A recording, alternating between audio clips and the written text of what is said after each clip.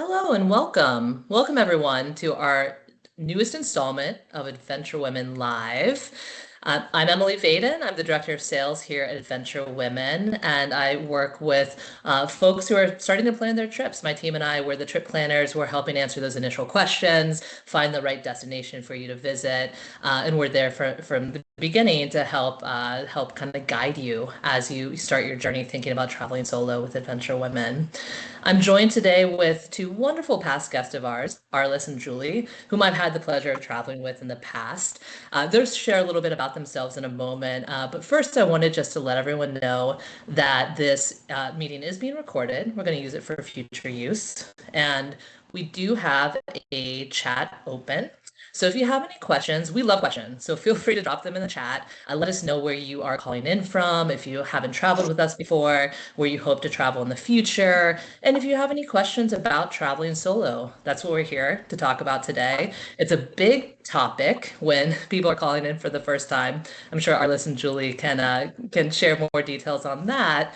And we were really excited to put this together because it is such a big topic. And I know a lot of women come into the initial conversations maybe having some nerves or wondering what it's like to travel solo. They might be recently retired or thinking about traveling for the first time, maybe empty nesters that have traveled with their family, but maybe haven't branched out and traveled on their own, or moms like me who sometimes just need some time away and are wondering, is it okay for me to take that step and travel on my own? So some of the things we're going to cover today, and then we'll do a brief introduction of everyone here. We're going to cover what it's like to travel solo. What's the experience like from trip planning to actually attending a trip to meeting people for the first time when you arrive? Big question, what is it like to share a room? Should I do a double room? Should I do a single room? We'll answer some of those questions as well. We'll talk about traveling solo and what that means in terms of safety. We'll talk about how solo traveling can help build that confidence and connection and growth. And we're going to share a lot of our favorite travel moments. So, as I mentioned, I've traveled with Arliss, I've traveled recently with Julie, and we have so many fun stories to share, anecdotes, insiders' tips, and we hope that allows you to feel more confident in your decision to travel solo.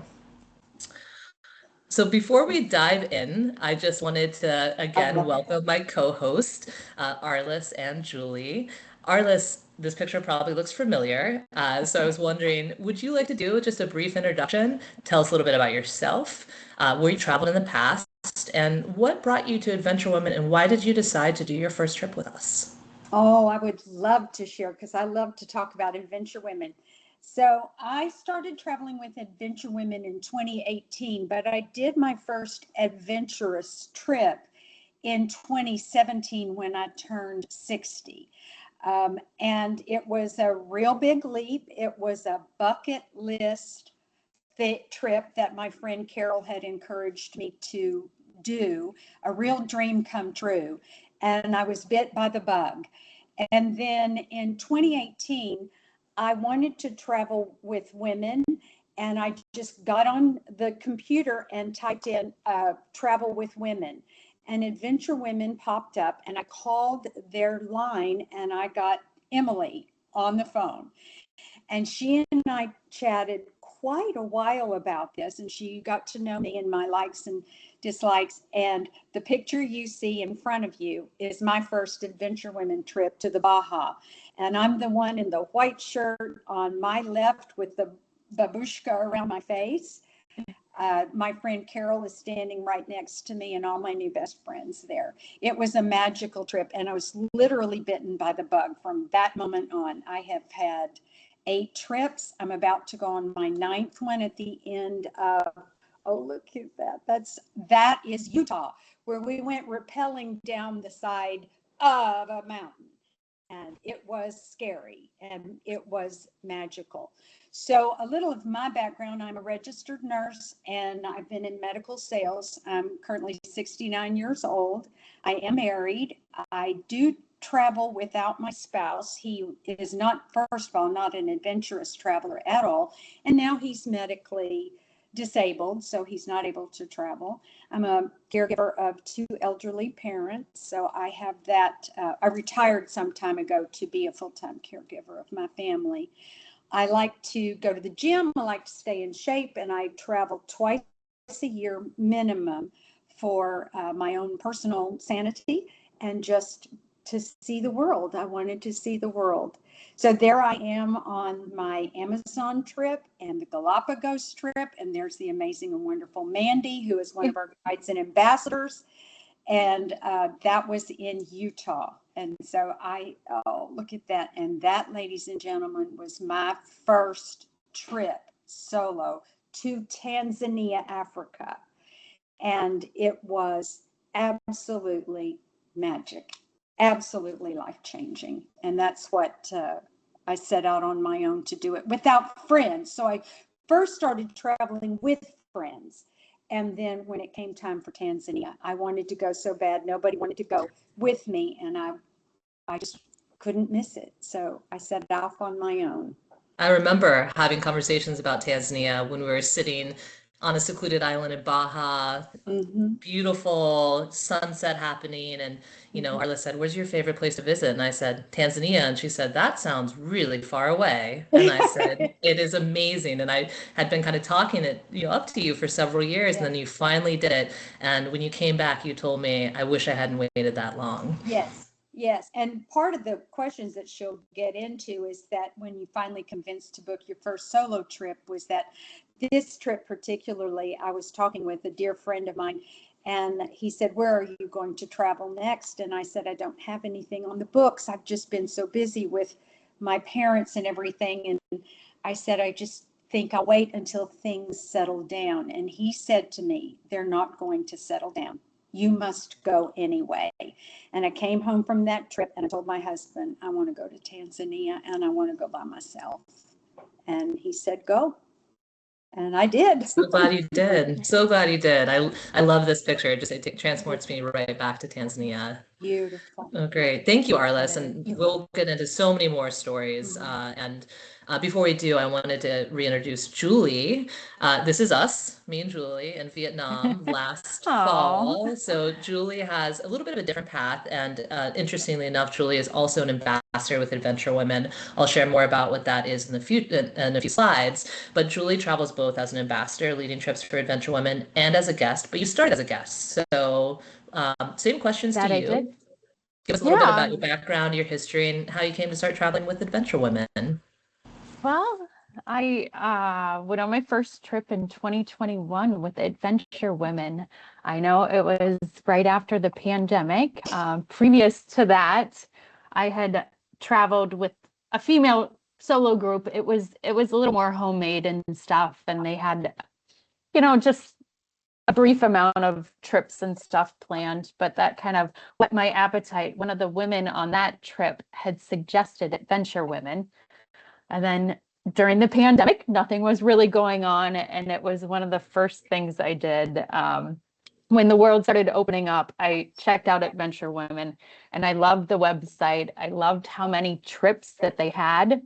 It was so many trips, and then it had a focus on encouraging and inspiring women, and it was all female travel. I was in a different place than a lot of my friends at the time. So female travel was where it was at. And I really just had to take the leap in that situation, whether being scared or not scared. But I think on my first trip, I was more excited than anything. I went to the Galapagos Islands with Ambassador Mandy. I know a lot of people know Ambassador Mandy. So it was really a great experience. But it was on a boat with 14 other women for the whole week. So, that was a little daunting kind of coming in. But once I got there, I think a lot of times you start out as a solo traveler at the beginning, and then you end up with 14 good travel buddies. Everybody is really great and inspiring and engaging on the trips.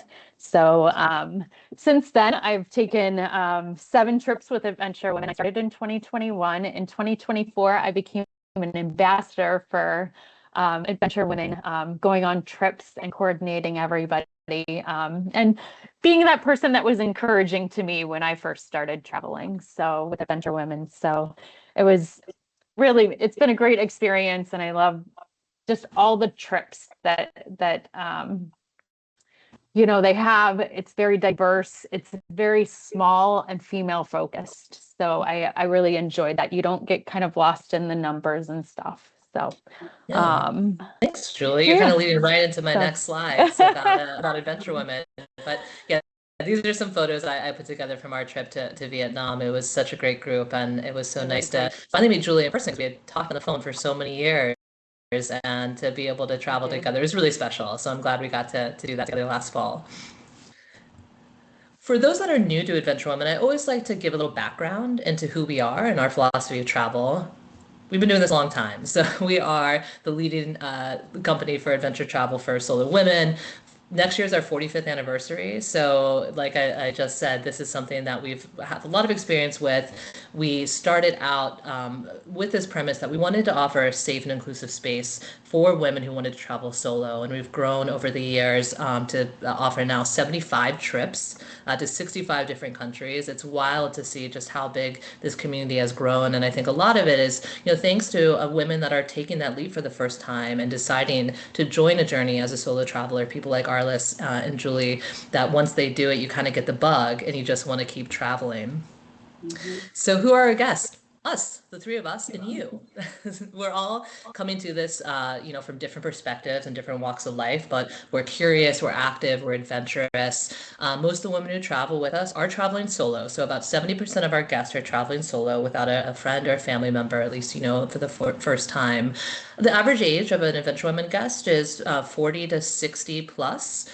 We do see, a bigger range than that, with mothers bringing some of their daughters or nieces, and then we've had women up to their mid-90s travel with us. So, age is just a number. We have a wide range of trips with different activity levels to accommodate that adventurous spirit, even if you need to kind of slow it down a little bit, at certain times. So we have trips from, sailing in the Galapagos to safaris, all the way up to climbing Kilimanjaro, if that's your cup of tea. One thing that's really important to us, especially for solo travelers, is the small group dynamic. I know Arlis and Julie both mentioned this. Our groups average between 8 to 12 women on each trip. You could see up to 15, 16, depending on the departure, like some of our boat trips where we rent out the entire boat and it's private for Adventure Women. But that small group dynamic is a key element to allowing women to come in and join a trip solo and feel included. So that's really important to us, and something that we are thinking about all the time is how can we keep these groups small so that we can encourage that deep connection between all of the guests who join the trip. I know this isn't going to come as a surprise after hearing both Arlis and Julie talk about our great guides like Mandy, who guides many of our trips, like Utah, both Zion and Moab, also our new glacier trip. She's also an ambassador. I believe she's in Mount Blanc right now, leading a trip. I've seen it on our Instagram reel. So we have so many great, passionate local guides like Mandy. Every trip I've been on, I just think, oh my gosh, this guide cannot be better than the last guide. And then they just top that guide. I'm just thinking Mr. Nam in Vietnam, Hussein in Morocco, our amazing Tanzania guides. They're so passionate. And what's important is they understand the group dynamic of a group of women traveling together solo. We also have our ambassadors, like Julie, like myself. I was Arlis's first ambassador on her first Baja trip. The ambassadors are on most of our trips, not all of our trips, as some guys do kind of double those roles like Mandy. And we're there just to help facilitate, coordinate, be there for any questions that you may have. And it's such a special role to play because I just love traveling with everyone and getting to know you. I'm heading to Norway soon on my next trip, and I can't wait to meet another group of amazing women. Something that I love about Adventure Women that is such an important pillar for us is connecting with local women, not just the women who are traveling on these trips together, but while you're traveling through these different destinations, meeting local women who can share their knowledge and expertise and experiences. So, you have apprentice geishas and pearl divers that you get to meet in Japan. I know, Julie, you might speak to that. In Morocco, we met with Amina and her women's collaborative who do the cherry buttons. On every trip, I've just really enjoyed all of the women-to-women experiences, and it's something that's really special and unique to Adventure Women.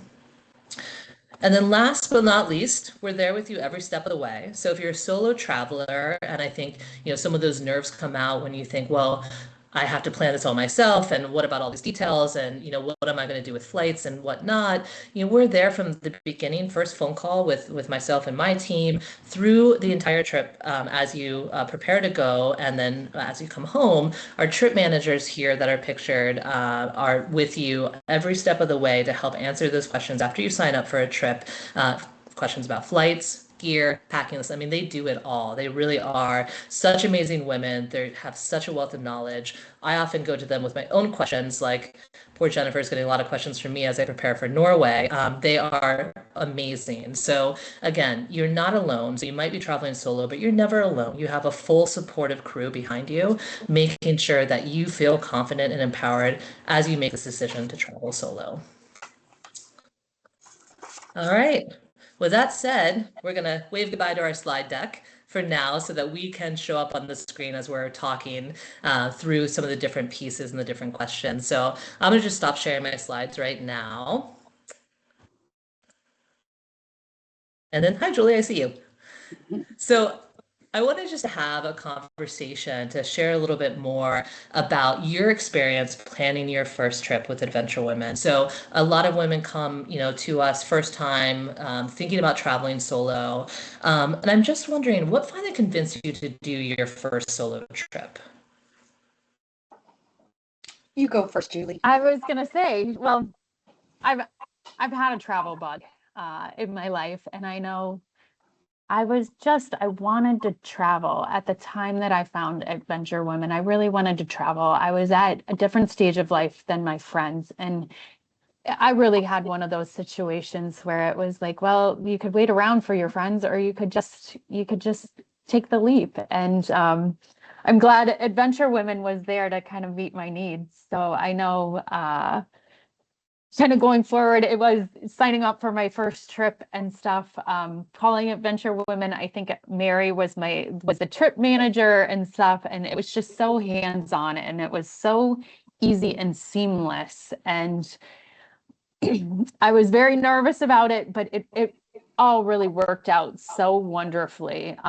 She really put my nerves at ease when in talking to her and working through like how things were going to work out with flights, with the boat and everything for the Galapagos Islands.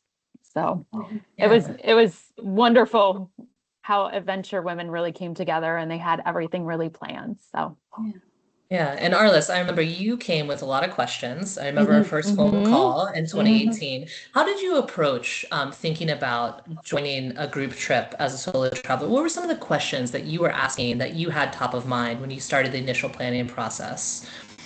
That I was very fortunate in that I had traveled with my best friend who is an excellent traveler. She had a lot of experience traveling, and I relied on Carol a lot to be my comfort and my emotional support friend and answer questions. So the idea of going on my own would be, I used to travel for business in the United States when I was working, but I had never traveled internationally alone. And I just needed a lot of support on how to manage flights. I happened to use a CPAP. I needed help figuring that out. How am I going to camp on a beach with a CPAP? And I mean, the weirdest questions in the world, they can answer anything. They can absolutely answer anything. And I was also in that stage of life where I wanted to go, but I needed to leave my family behind to do that. And I had never traveled without my husband. And it just was like, how am I going to work all that out and make sure he's okay and my parents are okay and everybody's got medicine and food and who's going to take care of my dog? And they can talk you through even those kind of personal logistics. So I really wanted a one-stop shop. I didn't want to do all the planning. I wanted to say, this is where I want to go. I want to pack my suitcase. I want to get on a plane, and I want to arrive, and I want to be taken care of, because I take care of everybody else. So that was my first initial travel with Adventure Women. When you get there, you are taken care of. Now, the first solo trip I did without anybody I knew was Tanzania to Africa. I wanted to make sure and point out that I had I had really never made an international air reservation before. And I worked with the travel agency that was recommended by Adventure Women, and they took that off of my plate. And, you know, it's like, where am I going to stay? Here's where you're going to stay. Who's going to pick you up at the airport? This is the person that's going to pick you up at the airport. So I'm going to tell a personal story about leaving for Tanzania. And again, I traveled with a group, I traveled with friends, I had traveled with Adventure Women before, but I had never left my family behind on my own. And I hired a driver to take me to the airport in Houston. And I walked out, my husband's standing there, and I turned around and I looked at him and I said, I can't do this. And I started to cry. It makes me cry now. I said, I can't do this, Herb. And he looked at me and he goes, just get to the airport. You're going to be fine. Once you get to the airport, just get to the airport. And I got in the car and I got to the airport, and, you know, the nerves settled down. You get on your plane and you arrive, but I admit to nerves. It was more nervous traveling to Tanzania than anything I have ever done in my life. And I think of myself as pretty brave in some ways, but I just had never done that. Just knowing that Adventure Women had figured all the stats out, all I needed to do was just get to the airport on time. And you did, and you made it. And you did. And I did cry. I stopped crying. Well, you might have cried when you saw your first like lion or zebra. I get emotional every time I go on safari. I did. I cried when I first saw my first giraffe. That's absolutely true. And we all cried when we were petting the whales in Baja. We all cried over that. That was amazing. Yeah, Julie, so kind of continuing that line of thought, what did your family think when you were saying, I'm going to travel solo, you know, for the first time? Well, I mean, I think the safety issue always comes up whenever you travel out of the country or you're going to a destination that nobody's heard of, or all of those things. So I think I know in my initial meeting with Adventure Women, talking about safety and knowing, it really put me at ease knowing that everything was planned. Everything had been chosen. The guides had been chosen. They have thought about everything during the trip. And it, you know, just piggybacking off what Arlis was saying, that everything was taken care of. Like the transfer from the airport, it took out that wandering. As to how I'm going to get there, and if I, you know, have to get an Uber myself, and if that was safe to do, and all of those things. So I think a lot of that kind of, you know, there was a lot of ease in that in myself, and then there was a lot of ease with like my family and traveling. I know Adventure Women, I did go to Egypt and Jordan with Adventure Women, and it was a tumultuous time in the Middle East while I was there. And so just being in contact and knowing that Adventure Women had our backs in those situations and stuff, and if anything would become unsafe in the areas that you were traveling to or anything, that Adventure Women would step in, and they had those connections and stuff. It really, as a solo traveler, really put my mind and my heart at ease, kind of moving forward from that, and my family's mind at ease also. Yeah, same. I've done a lot of traveling before coming to Adventure Women on my own, and those are the concerns. You think about, you know, do I really know what I'm getting into? And you know, you have to do all this reading, and you have to be prepared. And it's so nice with Adventure Women that you can come in, and you know, we are your support network, and we've already done all the research, and we have a plan A, B, and C should anything happen, and hopefully it doesn't. But we're always there to make sure that you're traveling safely and together. And I think, you know, sharing a story from my sister who was also on our Baja trip, who I convinced to join me to kind of show her my world as a traveler. She was a working mom who, you know, still is, who hadn't, you know, done something for herself and taken a vacation for many, many years. She had gone through medical school, became, you know, a doctor, had 2 kids. And she still talks about being able to go on this trip and not have to make a decision for anyone but herself. That she got to decide what she was going to eat and what she was going to do, and she just didn't have to make a decision. And I love that story because I do think there's a lot of folks like my sister who come to Adventure Women to have that peace of mind to travel and have all the details taken care of for them so that they can just enjoy the trip. I'm wondering, do you think there's a right age to start traveling solo? No, you're The never, early, well, the, a lot of people will think you're too old. They'll think, oh, I'm Yeah. too old to do that. Now, the young ones, they're like, I can do anything. I felt invincible when I was 25. No, you're never too, there's not a right age to travel. I just want to encourage women in their 60s and 70s not to sit down and say, you can't do that because you're in your 60s and 70s. On my last trip to Italy, I was the oldest one in the group, and we had a ball. We had a 19-year-old on our group. So I was 60 when I went to the Grand Canyon the first time. I was 65 when I went to the Grand Canyon the second time. And in between, I'm 69 just a few weeks ago, and I already have my 70th birthday trip with Adventure Women booked. We're going to Japan next year, so if anybody wants to come along, come with me. What do you think, that's Julie? it's really, listen, the earlier you can travel, the better. Just get into the routine of doing it and doing something for yourself and taking those trips and seeing the world.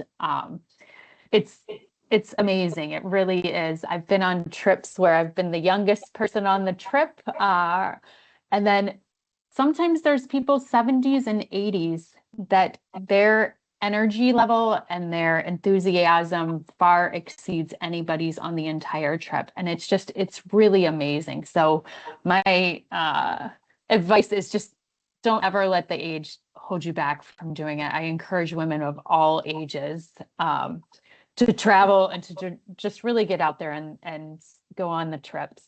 Mm-hmm. Yeah. Great. Well, is there anything else you can think of that might be helpful to share for someone planning their first trip in the planning process before they join a trip? Anything that we may have not gone over yet? Well, you may bring this up later, Emily, but when you look at the Adventure Women website, whether it's Instagram, Facebook, or any of their videos, you may think they're too adventurous for you. And I want to make sure that we cover the dynamic levels, Sure. because Mhm. a lot of women will think, oh, well, I can't climb Kilimanjaro. No, I'm with you, girl. Neither can I. I live in Houston, 13 feet above sea level. I'm not doing Kilimanjaro. But there are other types of trips that you can do if you're not as athletic as some of the others are. And Emily, she's a perfect example of this. When I was thinking about going to Tanzania, I called her and I said, Emily, she knows me well now and how many trips I've taken. And I said, do you think I'm physically fit enough to do that? And we talked over whether or not I could do it. I went to the Canadian Rockies. We booked a long time in advance. They sent us a sheet of the things that we needed to physically prepare for. So they get you ready if you want to do some of the more dynamic things. So don't let the fact that you can't climb a mountain stop you from traveling, because they have lots of options for lots of different kinds of levels. Yeah, that's a really good point, Arlis. And I think the adventure and adventure women is something that can sometimes be a misnomer, because adventure is a mindset, right? It's not necessarily, I'm going to trek Kilimanjaro. It might be getting on the plane for the first time to even go to a national park in the US. Maybe you've never traveled, or getting a passport for the first time, doing safari, going somewhere that is a place that you never thought that you would be able to travel to.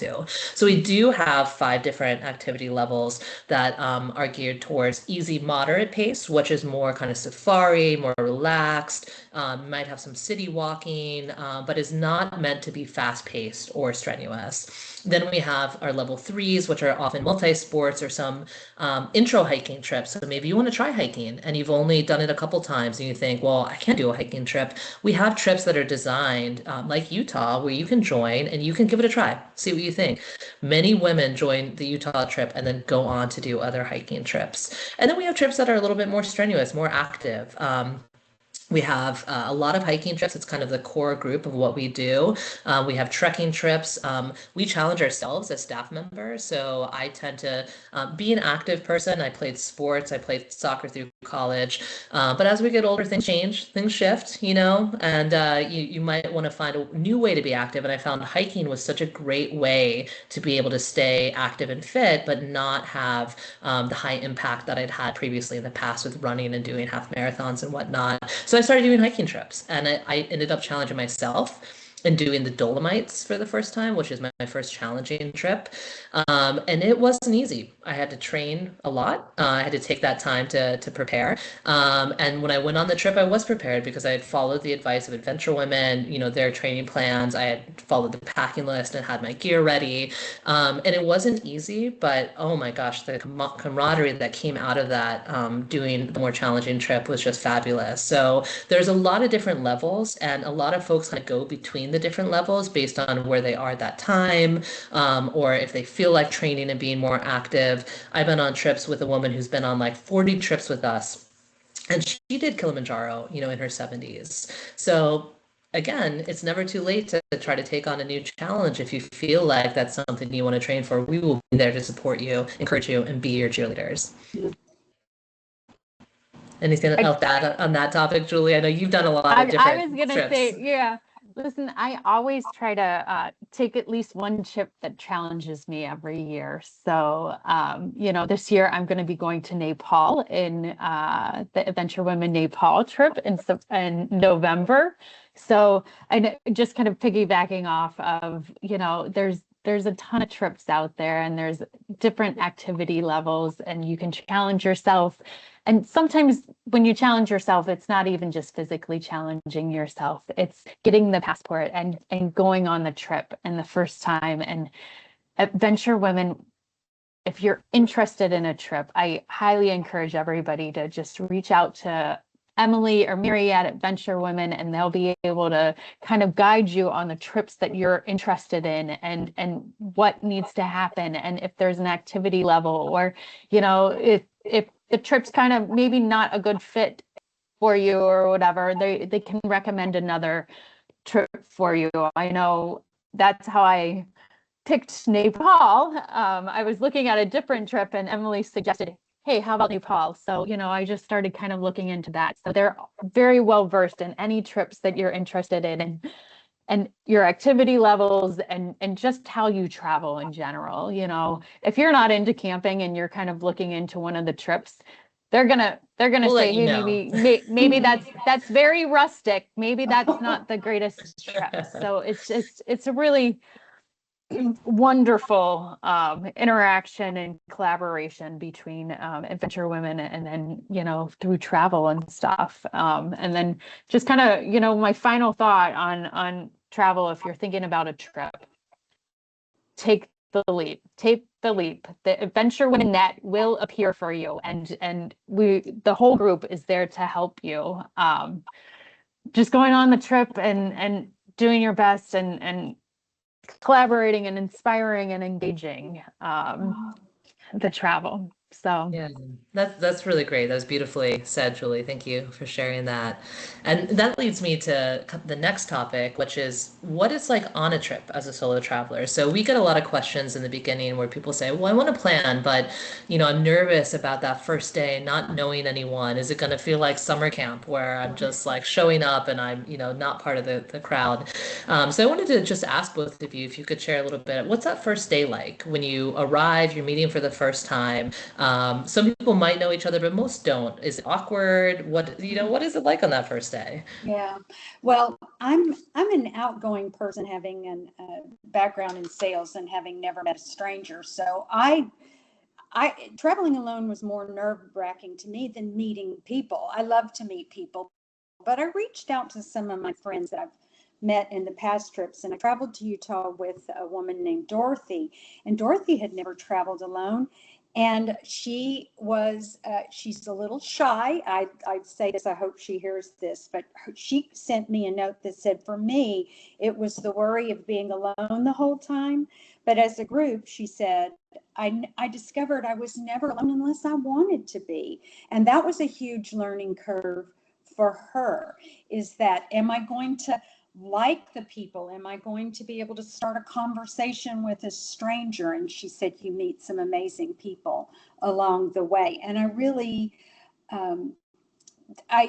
when you get there, oh, and Emily, let me say this. This is the point I wanted to make. Emily said, because I asked her the same question the first time I called her, will I be around people that I like? And she said, You are traveling to these destinations. The women that are there are also wanting the experience that you are wanting.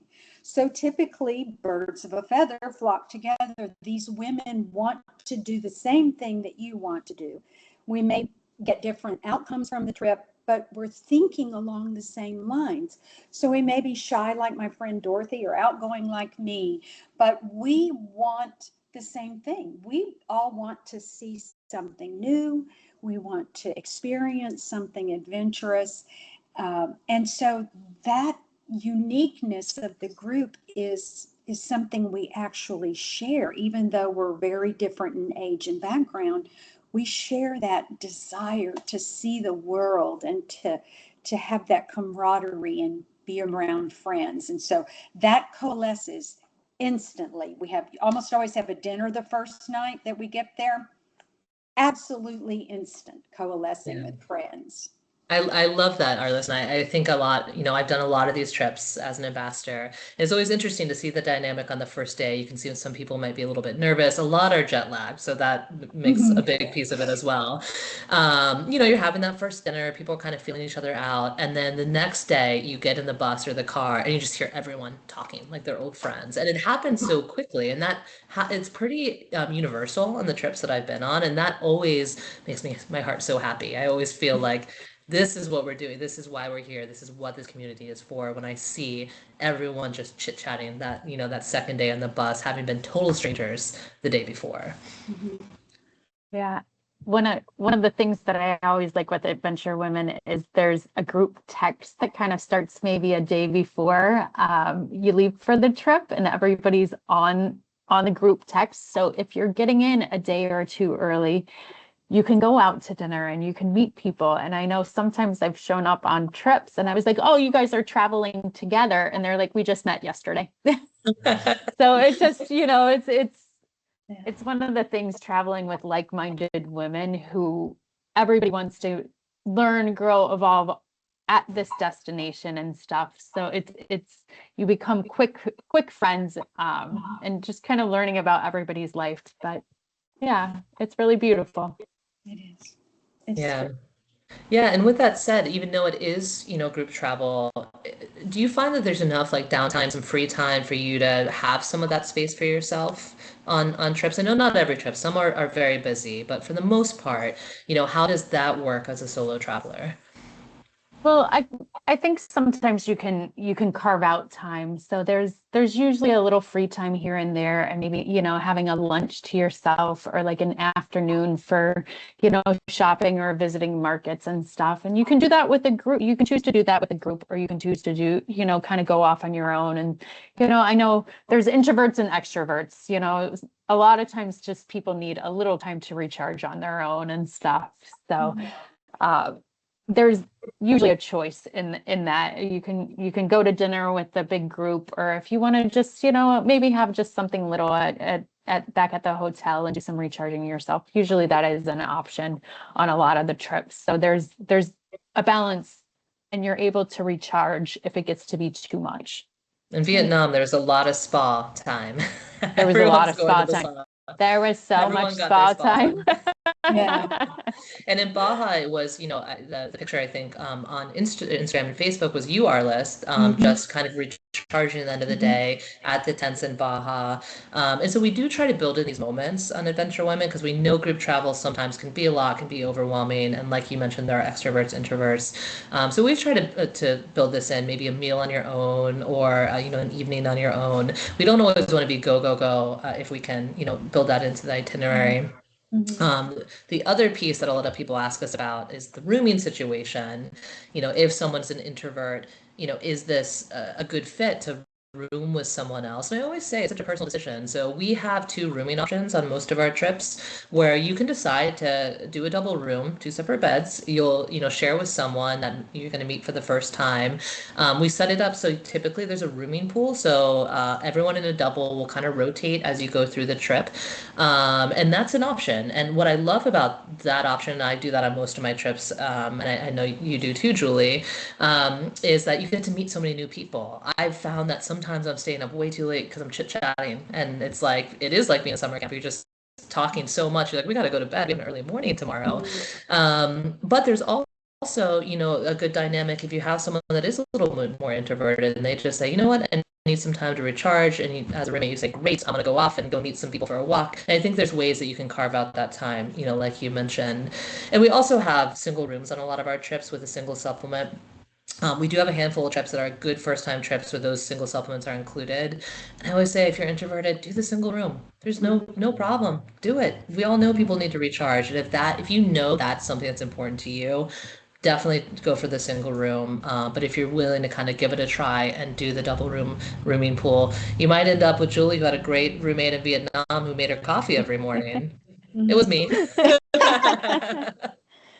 Yeah, I've actually done both. I've had solo and roommates.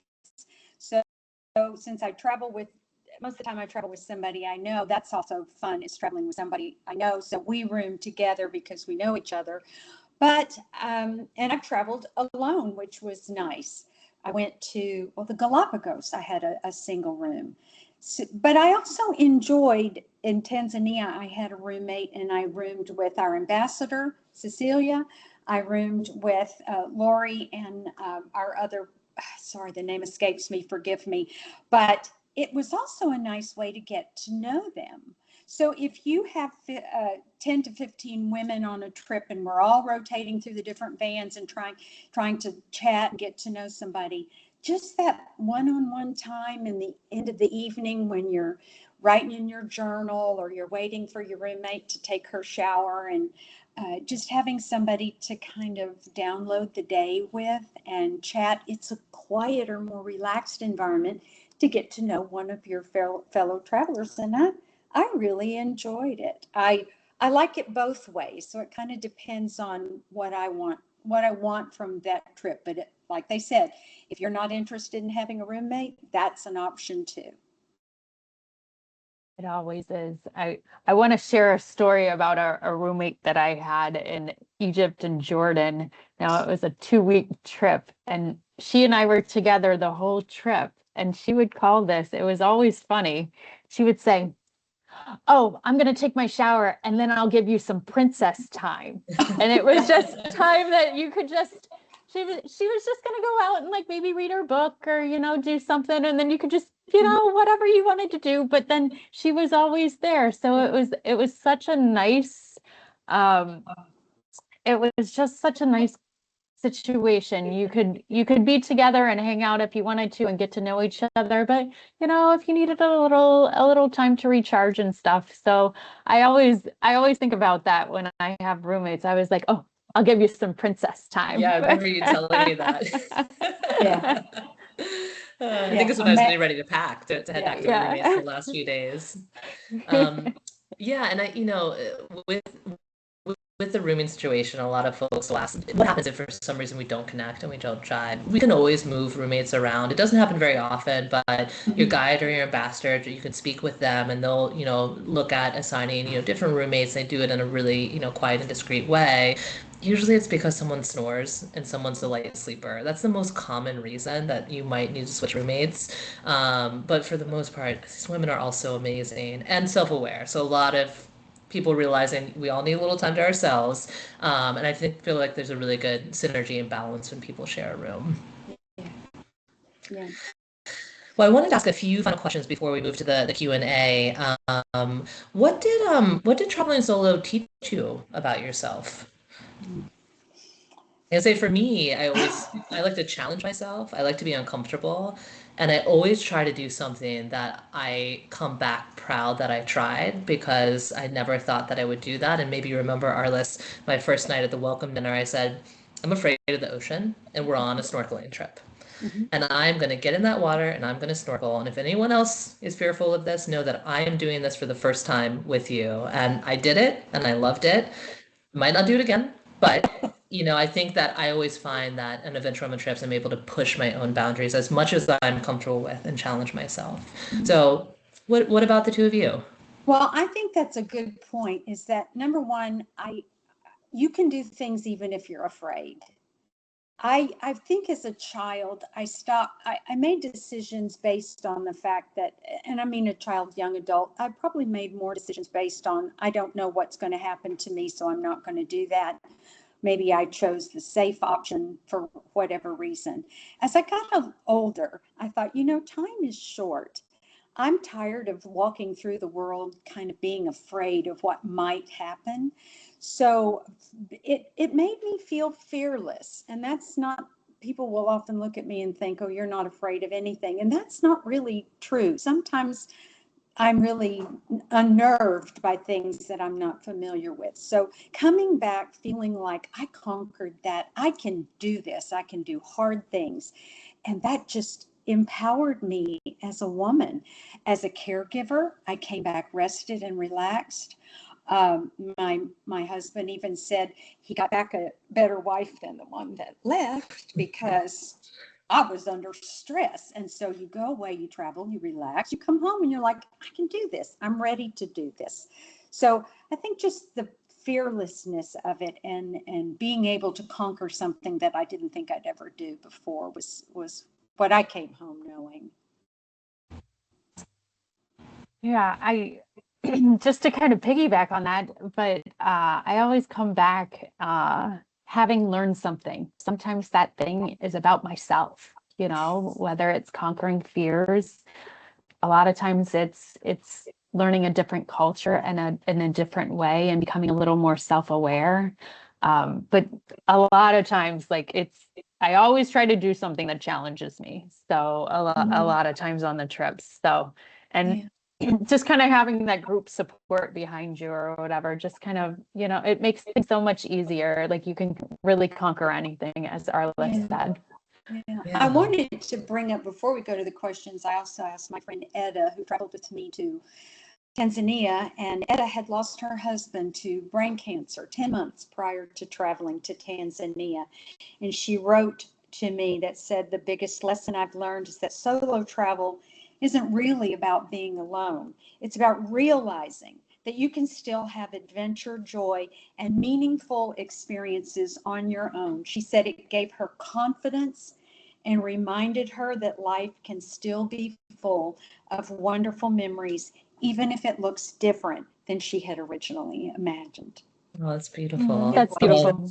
Ed is a wonderful human being. And again, that's part of traveling with women. I came home learning something from her. The gift she gave to me was, even if it didn't look like I had originally imagined, I can still do that and make wonderful memories.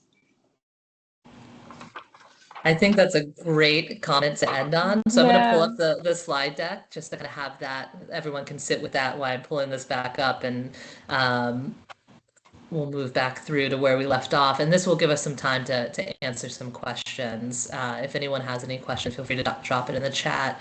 We're happy to answer some of those questions. But thank you both so much for sharing so much about your experiences and what it was like planning your first trip and traveling solo with Adventure Women. I always think the folks that don't call us because they don't know that this is a safe space and a community that supports solo travelers and what they might miss out on. That's what I think about. So I'm hoping that this helps some women who might see it build confidence and decide this is something I want to do and I want to take that leap. So one final question, if you guys don't mind, is if someone watching today is thinking about taking their very first trip but is nervous, what would you tell them? Do it anyway. Yeah. Do it scared. I feel like you're gonna say that. Yeah. Well, but truly, maybe it is just picking up the phone call and calling somebody at Adventure Women. Maybe that's the first step. If you're not sure, a phone call is free. Just call and talk to some of the sales representatives at Adventure Women, and they can talk to you about that. And we're real people. It's us. They're real it's me. human beings, all women, all different ages, with a lot of travel experience. And there's Lily and Amanda, and there are others that would be happy to get on the phone with you and just talk to you about that. So just make the call. Yeah. I was going to say, just one foot in front of the other. The first step is to initiate the call, talk to somebody, see what it's like, ask the questions, have have your mind at ease a little bit, just one foot in front of the other. Mhm. Yeah, great advice. Well, thank you for sharing. And again, if you'd like to drop any questions in the chat, we are here for another few minutes to answer them. But in the meantime, I wanted just to put a few trips up here that if you're looking to travel this year, we do have some space on some great first-time trips. Canadian Rockies, Arlis and I have both done this. That's my happy place.